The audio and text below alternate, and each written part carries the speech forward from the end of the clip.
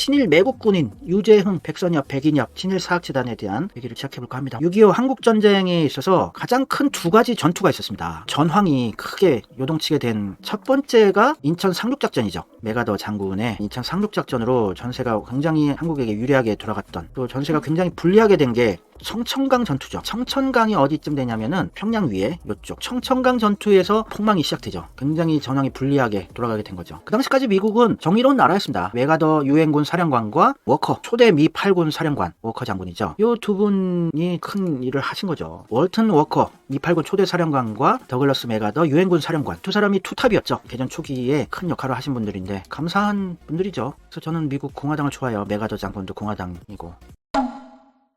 워커 장군이 스토리가 재밌는 게 많아요. 워커화, 아직도 워커라고 그러신 분들 있죠. 이런 군화. 워커 장군이 신었던 걸 보고 워커라고 불리기 시작한 거죠. 워커 장군의 이름을 따서 워커힐 호텔이 생기게 된 거예요. 왜 여기다가 워커힐 호텔을 세웠나 하면은 1950년에 워커 장군이 호텔 부지 인근에서 교통사고로 사망했다고 나오더라고요. 그래서 주한미군 장병 유치용 호텔을 개장하자, 워커 장군을 기리려고 워커힐 호텔로 명명했다고 하는데, 사실관계를 보니까 그건 아닌 것 같고, 워커 장군의 아들이 샘 워커 대위도 한국 전쟁에 참전을 했었는데 1950년 12월 23일에 아들 워커 대위의 은성 무공훈장 수상을 축하하러 가는 도중에 교통사고로 한국에서 사망하셨어요. 아들도 한국 전쟁에 참전을 하고 참 감사해야죠. 한국 사람으로서. 전장에서 사망하신 건 아닌데 사실관계를 찾아보니까 워커 장군이 교통사고로 사망하신 지역이 현재 서울 도봉구 도봉 1동 1호선 도봉역 2번 출구 인근에서 사망을 하셨어요. 한국 운전병이 운전 실수로 사고를 냈다고 하더라고요. 박정희 정권 때 미군들이 한국에 왔을 때 돈을 쓰고 쉴 수 있는 휴양시설을 만들자 해서 한강 근처에 워커힐 호텔을 짓게 된 거라고 합니다. 워커힐 호텔 개장할 때 루이 암스트롱이 방한을 해서 윤복희 씨와 함께 기념 공연, 합동 공연을 했었죠. 워커 장군 가족들의 방문을 진심으로 환영합니다. 워커 장군의 후손들이 워커힐 호텔을 방문한 적이 있었네요. 고마운 분들이죠.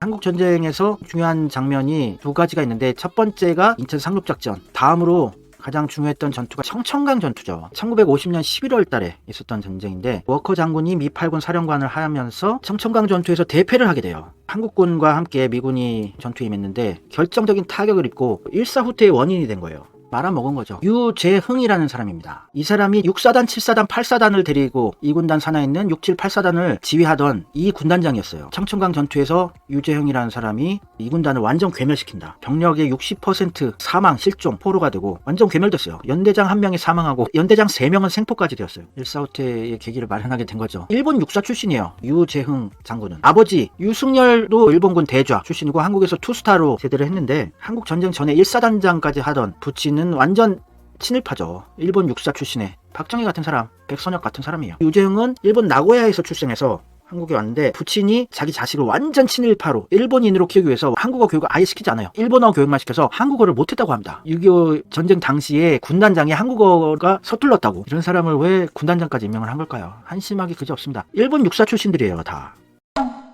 밑에 앉아있는 사람이 유재흥인데, 청천강 전투도 말아먹었는데 또 다시 3군단장이 임명이 돼요. 아니 왜 완전히 전쟁을 말아먹은 사람을 또 다시 3군단장으로 임명을 했을까요? 3군단장이 되어가지고 더 말아먹어요. 3군단에는 3사단과 9사단이 있었는데 강원도 인제의 현리라는 지역이 있습니다. 여기서 또 완전히 말아먹는 거예요. 25,000명을 지휘하던 자가 비행기를 타고 도망가요. 경비행기를 타고. 회의에 참석한다고 변명을 하고 치열한 전쟁이 있을 시점에 도망을 가버립니다. 유재흥이. 그래서 25,000명이 완전히 정의를 상실하고 도망가기 바빴고 중국군 100명에게 고지를 뺏기게 돼요. 25,000명 3군단장이. 요때 중국군에게 엄청나게 포로가 잡히게 되죠. 그러니까 제대로 임명을 해야 돼요. 사람 보는 눈이 없는 리더는 리더 자질 없는 거죠. 요때 조창호 소위가 포로를 잡힌 거예요. 조창호 중위로 최종 전역하셨는데 1950년 10월에 연세대 문과대 재학 중에 자원 입대해서 소위로 현리 전투에 참전했던 분인데, 여기에서 유재흥이 비행기를 타고 도망가는 바람에 전 군단이 난리가 나서 다 도망치고 엄청나게 많은 사람들이 포로가 됐어요. 중국군 포로가 되어가지고 북한에서 40몇 년을 탄광에서 일하고 강제 노역하고 괴고생을 하다가 1994년에 중국으로 탈북을 하죠. 유재흥 때문에 포로가 돼서 60이 넘어서 한국으로 돌아오게 되는데,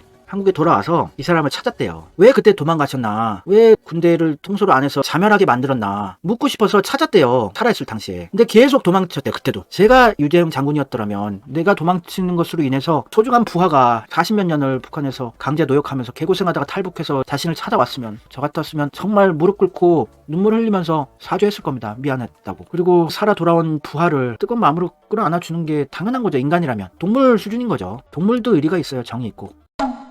이 사람은 평생 권력을 누리고 살았던 사람인데 호강하고 2군 단장 할 때 청천강 전투에서 2군 단을 완전 괴멸시켜버리고 또 3군 단장이 돼서 현리 전투에서 완전 괴멸. 25,000의 3군 단이 100명의 중공군에게 고지를 함락당하게 돼요. 수천 명이 중국군의 포로가 되고 전투 제대로 해보지도 못하고. 이 사람이 태극 무공훈장을 받습니다. 전쟁 이후에 권력을 무진장 누립니다. 눈빛도 안 좋고. 당시 벤 플리트 장군이 현리 전투를 이끌었던 사람이었는데 벤 플리트 장군이랑 대화를 한 게 유명한 게 있어요. 그 당시 미 8군 사령관이었던 벤 플리트 장군이 유재흥 장군, 당신의 군단은 지금 어디 있어? 3군단이죠? 3군단 지금 어디 있냐? 유재흥 잘 모르겠습니다. 자기가 3군단 장인데 3군단이 어디 있는지 모르겠다고.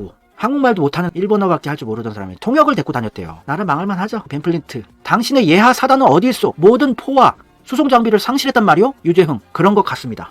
벤 플리트, 유재흥 장군, 당신의 군단을 해체하겠소. 다른 보직이나 알아보시오. 이랬던 기록이 남아있는데 정말 이승만 정권, 박정희 정권에서 사랑받고 선수를 누리고 엄청난 권력을 누리다가 갔어요. 이런 인간이. 이런 바보짓을 하고 미군 장군들이 얼마나 한심하게 받겠습니까? 그래서 그때 전시작전 통제권, 전자권이 유엔군에 넘어가게 되는 거예요. 그때. 또라이들 때문에. 환장할 일이죠. 어떻게 일본 육사 출신을, 전쟁이었기 때문에 어쩔 수 없다고 이해를 합니다만 전자권을 이때 뺏기게 된 거예요. 아직도 국방력 세계 6위의 강대국입니다. 군사 강대국 우리나라가. 일본처럼 전쟁에서 패배해서 전자권을 뺏긴 게 아니라 스스로 뺏기게 됐고 아직까지도 전자권을 뺏어오자는 얘기를 주장하는 거는 빨갱이라 그러는 거예요. 전쟁이 났을 때 전략을 세우고 명령을 내릴 수 있는 작전 통제권을 미군이 아직도 가지고 있다는 게 말이나 됩니까? 독립국가에서. 미국의 식민지도 아닌데. 이게 우리나라 가짜 보수들이 이뤄놓은 업적이에요. 벤 플리트 장군의 손자가 한국을 찾아온 적이 있었다고 하네요. 그냥 귀여워서 한국을 찾아와서 할아버지 동상에서 사진을 찍었다. 할아버지랑 닮았었네요.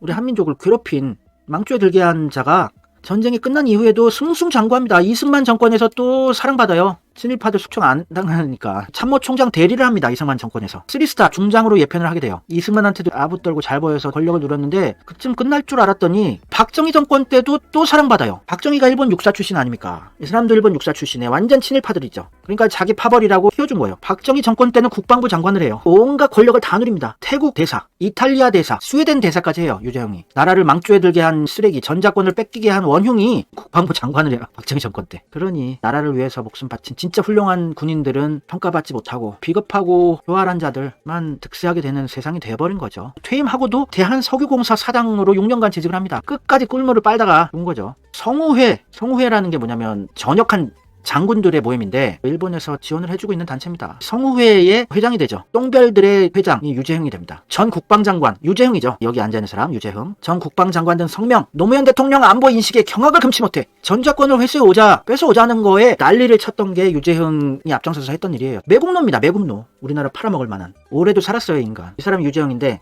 성우회 회장을 하면서 노무현의 국방개혁, 전시작전권 회수 돌려받는 거죠. 원래 갖고 있어야 되는 거죠. 독립국가라면. 그거를 앞장서서 반대했던 자가 유재흥입니다. 반장할 일이죠. 주구장창 성우회 똥별들이 여기 유재흥 늙었을 때 성우회 멤버들이 노무현 죽이기에 앞장섰죠. 노무현 빨갱이라 그러고. 독립국가가 전쟁 났을 때 군대를 통솔할 수 있는 작전권을 가지는 게 그게 상식이지. 없는 게 비상식인데 그걸 가져오자는 노무현을 공격했었어요. 친일파 인간들. 유재흥은 나중에는 배워서 한국말을 잘했겠지만 6.25 전쟁 당시에 한국말을 잘 몰랐대요. 통역을 데리고 다니고. 일본에서 태어나서 부친도 친일파에다가 일본 육사 출신의 부친 밑에서 완전한 일본인으로 자라왔던 사람이에요. 한국말도 제대로 못한 사람은 어떻게 군단장까지 시킵니까? 썩어먹을 나라죠. 썩어먹은 나라. 성우회란 단체는 일본 극우 사사카와 평화재단 SPF 사사카와 피스 파운데이션 사사카와 재단으로부터 대한민국 성우회가 금전적인 지원을 무진장 받고 있어요. 수십 년간. 우리나라의 똥별들을 다 매수한 거죠. 돈으로. 많이 알면 알수록 괴로워져요. 여러분. 아예 모르고 단순하게 사는 게 행복한 거예요. 유재흥은 무병장수하고 온갖 권력을 죽을 때까지 누리고 편안하게 현충원에 안장이 되셨죠. 국방부 장관, 육군 중장, 유재흥의 묘. 국가 안보를 위해 평생 동안 헌신해 오신 아버님 자랑스럽고 사랑합니다. 하늘나라에서도 어머님과 행복하게 사세요. 이게 대한민국의 현실이에요. 절망감이 들죠. 이러한 똥별들하고 싸워온 게 누굽니까? 왜 문재인 정권 때 전자권을 완전히 뺏어오지 못했을까? 노무현 대통령이 그렇게 투쟁해서 미국으로부터 약속을 받아냈는데 2004년에 노무현 대통령 빨갱이라고 전작권 회수 반대 성명을 72명의 예비역 군 장성들을 대표로 해서 노무현 공격한 게 유재흥이었죠. 똥별들과 싸웠던 노무현 영상 한번 보겠습니다. 대한민국 군대들 지금까지 뭐 했노 이게? 나도 군대 갔다 왔고 예비군 훈련까지 다 받았는데 심심하면 사람한테 세금 내라 하고 불러다가 뺑뺑이 돌리고 훈련시키고 했는데 그 위에 사람들은 뭐 했어? 작전 통제권 자기들 나라 자기 군대 작전 통제도 한 게 제대로 할 수 없는 군대를 만들어 놔놓고 나 국방장관이요 나 참모총장이요 그렇게 별들 달고 그들거리고 말았다는 얘기입니까? 그래서 작동권 회수하면 안 된다고 줄줄이 모여가가지고 성명 내고 자기들의 직무유기 아닙니까? 부끄러운 줄 알아야지. 작동권 돌려받으면 우리 한국은 잘해요. 경제도 잘하고 문화도 잘하고 영화도 잘하고 한국 사람들이 외국 나가보니까 못하는 게 없는데 전화기도 잘 만들고 차도 잘 만들고 배도 잘 만들고 못하는 게 없는데 왜 작전 통제권 왜 못한다는 얘기입니까? 노무현은 없는 세력 가지고도 투쟁해 왔어요. 문재인 대통령은 뭐 하셨나? 전작권 판 다 깔아놓고 노무현 정권 때 2012년 4월에 전작권을 회수하겠다고 약속을 받아냈어요. 노무현 대통령이 투쟁해서 미국과 완전히 약속을 맺어놓고 퇴임을 하셨는데 이명박 정권에서 연기를 시키고 박근혜 정권에서 또 전작권 회수를 무기한 연기를 시켜버립니다. 우리나라 보수라는 세력들이 보수가 아닌 거예요. 세력이 없었음에도 불구하고 노무현은 맞짱 떠왔는데 거대 권력과 문재인 정권에서 전작권 회수 못했어요. 뭐 한 거야 도대체. 그렇게 판을 다 깔아드렸는데 친일 매국 보수단체들도 수사도 못해보고 아무런 적폐청산 한 것도 없이 노무현이 이루지 못한 개혁의 꿈 좀 이뤄보라고 힘을 모아줬는데 문재인 정권 5년간 개혁은 한 게 없어요. 가슴이 아파요. 답답합니다. 이러한 썩어빠진 세상 바꿀 수 있는 건 정치밖에 없거든요. 정말 제대로 개혁할 수 있는 정치인 하나 나타나서 다 갈아엎어야 되는데 중앙일보 기자인데 최윤희 전 합참의장이 전작권 전환은 아직도 하면 안 된다고 연합작전 능력 확보 때까지 유보해야 한다는데 1953년에 휴전을 하고 70년을 한미 연합훈련을 해온 나라가 그리고 세계 6위의 국방력을 보유한 대한민국이 무슨 연합작전 능력을 그럼 언제 확보할 건데 100년 200년 지나야 연합작전 능력이 확보가 될까? 우리나라 똥별 출신들이 왜 아직도 주한미군 철수를 극구 반대하느냐? 주한미군이 없으면 북한이 쳐들어올까요? 허접한 60년대 70년대 무기들 가지고 쳐들어올 수 있을까요? 북한이 우리한테 핵을 쏠까요? 아직도 미군이 있어야 된다고 주구장창 주장하는 사람들 반성하세요. 노무현의 연설 다시 한번 들어보시고 반성하십시오. 미군이 있어야 한반도에 계속 긴장이 조성되고 분열이 있는 겁니다. 통일도 못하는 거고 계속 우리나라의 가짜 보수 세력들이 살아남을 수 있는 게 분열이에요. 남북 분열이 계속 돼야지 그들은 포지셔닝을 제대로 하고 살아남을 수 있는 겁니다. 대한민국의 보수라고 참칭하는 세력들은 진짜 보수가 아니에요. 상식적인 보수라면은 자국 국익을 최우선시하고 애국심을 가지고 우리 민족을 사랑하고 애민정신이 있고 그래야 되는데 얘들은 친일을 했던 부역 세력들입니다. 언제 처단당할까 트라우마가 있는 상황이죠. 계속해서. 그래서 얘네들이 자리 잡은 포지셔닝이 보수라는 가면을 쓰게 된 거예요. 원래 보수라는 개념은 상당히 좋은 개념입니다. 어떤 상식적인 나라에 가봐도 보수는 나라 사랑하는 사람들이 뭉친 거예요. 근데 얘네들이 보수로 자리 잡으면서 내민 이념이란 건 반공이죠. 반공, 멸공 요거 하나로 수십 년간 살아남아 있던 애들인데 남북한이 평화가 이루어지고 그러면은 반공이라는 자기네들이 살아남았던 이념이 없어진 거 아닙니까? 불안할 수밖에 없죠. 그래서 자꾸 미군 철수를 반대하고 전작권도 뺏어오면 안 된다 그러고 남북한이 분열되고 전쟁이 일어나는 긴장 상태가 조정되기를 원하고 있는 거죠. 미군 철수에 대해서는 진지하게 논의를 해야 됩니다. 일단 전작권을 회수해 와야 되고 근데 왜 문재인 정권 때 전작권을 회수해 오지 못했을까요? 노무현이 다 깔아놔서 2012년 4월에 미국으로부터 전작권을 가져오는 걸로 약속을 했는데 노무현의 오른팔이었던 문재인 대통령이 전작권 회수를 위해서 투쟁해온 혼자서 맞짱 떠온 노무현을 그리워하는 마음으로 다시 이어서 회수해 왔었어야죠. 안타깝습니다.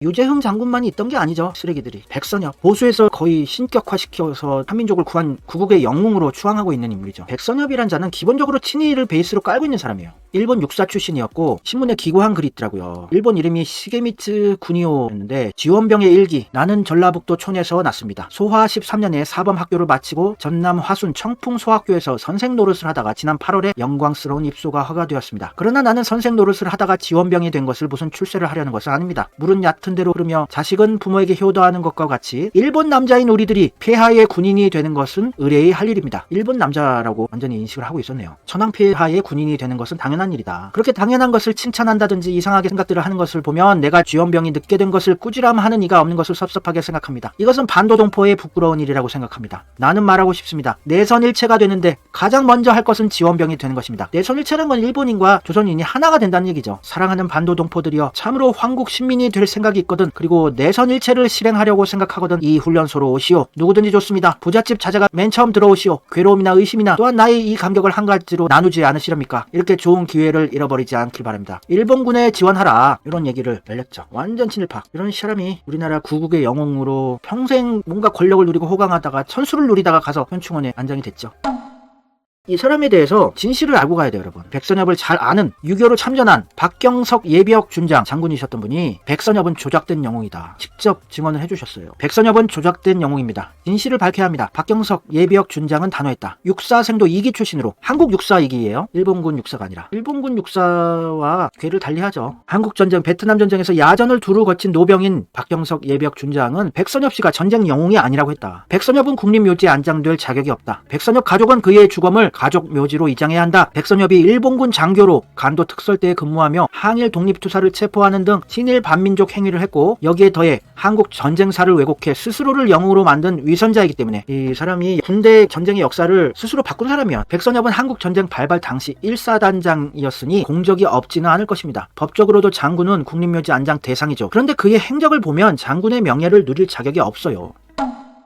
백선엽 장군이 예편한 뒤에 자청에서 30여 년 동안 국방부 군사편찬연구소 자문위원장으로 있었어요. 30여 년간 군대의 역사를 편찬하는 군사편찬연구소 자문위원장을 하면서 자신과 일본 육사 출신들의 군인들을 미화하고 찬양하게끔 조작 왜곡 선동을 한 거예요. 그래서 자신과 최병덕 총참모장 등 일본군 출신 군인들을 중심으로 한국 전쟁사를 미화했다. 스스로 역사를 만든 거예요. 백선엽이라는 자가 군사편찬연구소 자문위원장 하면서. 백선엽이 전쟁 영웅이 된 낙동강 다부동 전투가 있었는데 이 전투에서 백선엽의 1사단은 적 3개 사단의 집요한 공격에도 불구하고 328고지, 수암산, 유학산, 741고지의 방어선을 확보하고 다부동, 대구 접근로를 방어해 대구 고수에 결정적 기여를 했다고 알려져 있습니다. 이에 대해 그는 낙동강 전선은 월턴 워커 중장이 한국 5개 사단과 미국 3개 사단 등 8개 사단을 지휘해서 워커 라인으로 불렸어요. 8개 사단 중에서 1개 사단만 백선엽이 지휘를 했던 건데 대부분의 공적을 지가 다 한 것처럼 부풀렸다 이거죠. 자기가 스스로 역사를 과장을 한 거죠. 워커 장군이 8개 사단을 다 총괄했던 건데 개전 초기 전투 상황도 왜곡됐다고 해요. 1사단은 개성에 주둔했는데 북한군은 개전 5시간 만에 개성을 점령하고 남하했다. 당시 백선엽은 경기도 시흥 보병학교에서 교육받다가 참모의 연락을 받고 즉시 귀대해 부대를 지휘했으나 전차 등 장비에 밀려 후퇴한 것으로 알려져 있죠. 근데 그게 사실이 아니라는 거예요. 술자리 모임 파티에 참석을 하느라고 다음날 해가 중천에 떴을 때 임진간 남쪽에서 후퇴하던 사단에 합류한 거죠. 백선엽 씨가 전쟁이 벌어질 때 술판을 벌리고 있었어요. 그래서 남침에 곧바로 대응을 하지 못했습니다. 모든 사건들이 다 조작되었다는 것이에요. 제1사단 6탄 시병사 북한군의 전차를 몸으로 맞고 산화한 것으로 알려진 것도 6탄 시병사가 북한 방송에 출연해 조작인 것이 드러나기도 했죠. 또 6사단의 심일소령과 6탄 오용사도 조작된 무용담이에요. 일제시대 때 일본군 6탄 3용사를 베끼기해서 지휘관을 돋보이게 한 수단이었어요. 그리고 당시 백선엽은 후퇴를 참 잘하는 사단장이라는 평을 들을 정도여서 내가 등을 보이면 총을 쏘라며 진도에 서서 전투를 했다는 미담 역시 사실이 아닐 것이라고 밝혔습니다. 후퇴를 참 잘하는 사단장이라는 평가가 있었던 그런 소문이 있었던 장군이었다. 2010년 이명박 정부에서 백선엽 명예원수 오성 장군 추대를 이걸 증언해준 장군님이 막아냈어요. 명예원수 오성 장군을 추대하려고 했습니다. 이명박이. 이명박도 오사카에서 태어난 완전 친일이죠. 이명박의 형 집에 일본 이름으로 된 명패가 걸려있다고 하대요. 완전한 친일파들이 아직도 득세하고 있죠. 이걸 증언해준 박 장군님이 평생 모은 자료를 바탕으로 일제의 앞잡이였던 백선엽 씨가 한국군 최초의 명예원수가 될 수 없다고 앞장서 반대했어요. 최명신 장군, 박정인 장군, 이대용 장군 등 군 원로들이 그의 목소리에 힘을 보태서 결국 백선엽의 명예원수 오성 장군 추대를 막아냈죠. 일본군 장교, 일본군 육사 출신들이 한국군의 역사를 그들이 스스로 영웅인 것처럼 조작해냈다는 얘기죠.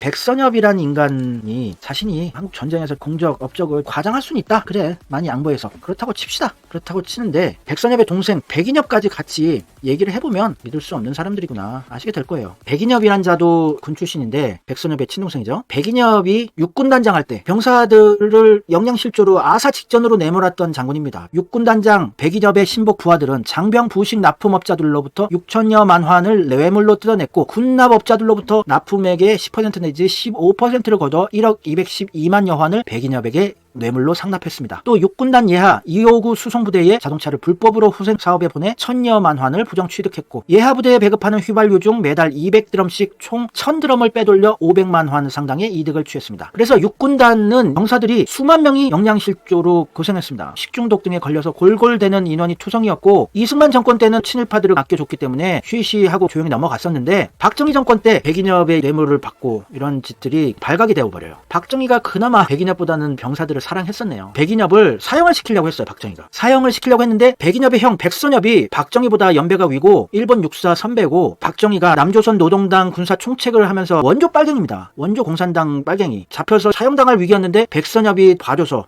박정희가 살아났죠. 그것 때문에 백선엽이 박정희한테 봐줘, 백인엽이 군복을 벗는 걸로 퉁치고 제대를 하게 되죠. 사형 당할 거를 백선엽 형이 막아줬다. 둘이 눈빛들이 안 좋지 않습니까? 돈을 무진장 헤쳐먹고 제대해서 백선엽, 백인엽의 글자를 따서 선인학원을 세웁니다. 사학 재벌이 돼요. 인천 사신 분들은 아시죠? 인천대학교라든지 선인학원, 쓰레기 학교죠. 돈을 얼마나 군대에서 헤쳐먹었길래 대학교, 중학교, 고등학교 다 세워요. 백인엽이 지형, 백선엽의 선자랑 자기의 인자를 합쳐서 선인학원이라는 사학재단을 세우고, 아들 이름으로 진홍유치원, 어머니 이름으로 효열국민학교, 백선엽 호로 운상기계공고, 백인엽 호로 운봉공고, 백선엽의 선에 꽃화자를 넣어서 선화여중, 백인엽의 인에 꽃화자를 넣어서 인화여중. 무진장하게 사학 재벌이 돼서 돈을 긁어 모으죠. 학교 세워서 훌륭한 인재들을 양성하고 좋은 교육 철학으로 학교 운영하는 건 문제가 없는데 그냥 돈을 벌려고 했단 얘기예요. 제대로 교육은 안 시키고. 친일파들이 모든 권력을 쥐고 있어. 우리나라는 아직 독립국가 아닙니다. 선인학원에 친일파들의 세상이에요. 아직도. 일제시대 검사였던 이호라는 사람이 법무부 장관도 하고, 일제시대 검사가 법무부 장관, 내무부 장관, 또 법무부 장관, 주일대사, 대한적십자사 총재, 헌법위원회 위원장, 국가보위입법회의 의장, 또 선인학원 이사장까지 합니다. 친일파들하고 선인학원은 커넥션이 있구나, 연결이 되는구나. 인천대학교가 난리가 났었어요. 화장실도 제대로 안 짓고 공사판에 학생들을 동원을 하고 휴교령이 내려지고 인천대생들이 전원 유급 위기를, 개판이었습니다. 나라에서 철퇴를 내리려고 해서 비리 조사를 하려다가 인천대를 국가로 넘기는 걸로 퉁치고 빠져나와요. 진짜 위기 관리를 잘하네. 문제없이 살아나갑니다. 선인학원이 얼마나 썩었는지 한번 봅시다. 8년 선인왕국을 망하게 한 백인엽의 부정부패 얼마나 해치먹었길래. 인천대 분쟁사학에서 국립대학 법인으로, 선인학원은 유치원부터 대학교까지 학교가 14개 있대요. 학생이 36,400명, 교직원 1,400명을 거느린 인천 최대의 사학이었다. 인천에서 초중고를 나온 사람들 중에 선인학원을 거치지 않은 사람이 없을 정도로 그 규모가 대단했다고 해요. 이런 선인학원의 시공립화 조치는 사적 영역에 있던 교육을 공적 영역으로 품은 것이다. 너무나 부정비리가 많아서 법적으로 책임을 져야 되기 때문에 백인엽이 헌납과 기증 절차를 밟으면서 빠져나온 건데, 선인학원 국가 헌납은 헌법을 유린한 전두환 독재 정권이 권력의 정당성을 획득하기 위해 취한 부정부패 척결과도 연결되어 있습니다. 그 과정에서 백인엽의 부정부패가 드러났고 구속 수사를 받는 상황에서 국가 헌납이 이뤄진 거예요. 말이 좋아 국가 헌납이지, 자기가 부정부패가 너무 많으니까 구속 수사 받던 중에 아우 학교 바칠게요 나라에 이러면서 총치고 나온 거죠. 교육이 사업이 되어서는 안 되죠.